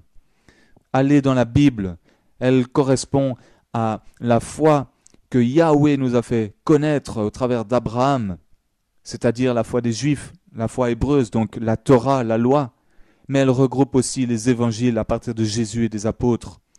Donc la Bible est la plus complète. Et il n'y a d'autre livre que la Bible pour transmettre la parole de Dieu, la vraie. Voilà pourquoi Jésus a dit « Je suis le chemin ». En disant « Je suis », tout comme il l'a dit en Jean 8, 58, il a dit avant qu'Abraham fût « Je suis ». Cela correspond à ce que Yahweh, l'Éternel Dieu, avait dit en Exode 3, 14, où il a dit à Moïse « Va leur dire que celui qui suit t'a envoyé, celui qui s'appelle « Je suis » t'a envoyé. Et il a dit « Je suis la vérité ». La vérité, allez voir 1 Jean 5, 6. Il est dit que l'Esprit est la vérité, l'Esprit Saint. Donc Jésus a dit qu'il est l'Esprit Saint, qu'il est la vérité, qu'il est le « Je suis », donc Yahweh, je suis le chemin. Le chemin, allez voir Matthieu 7, 14. Le chemin étroit qui mène justement au royaume de Dieu et la vie. Allez voir Jean 17, 3. Car la vie, c'est de le connaître, lui, le seul vrai Dieu, dans le nom de Jésus-Christ. Voilà, que Dieu soit béni éternellement, infiniment, glorieusement, pour toujours, pour l'éternité. Amen.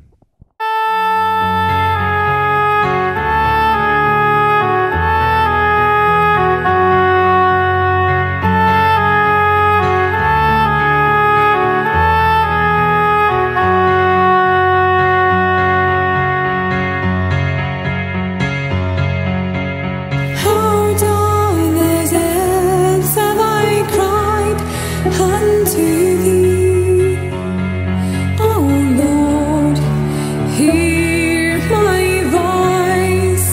Lord, let thine ears be attentive to the voice of my supplications.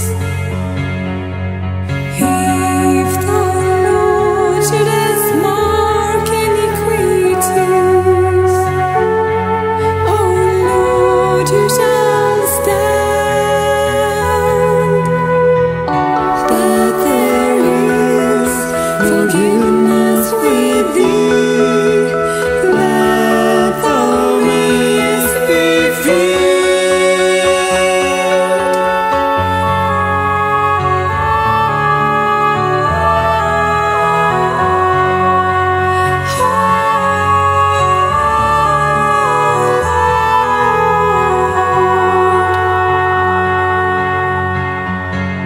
I wait for the Lord, my soul doth wait,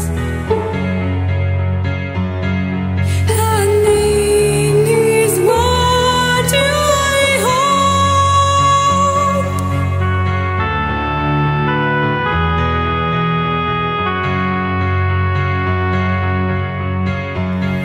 My soul waiteth for the Lord, more than they that watch for the morning.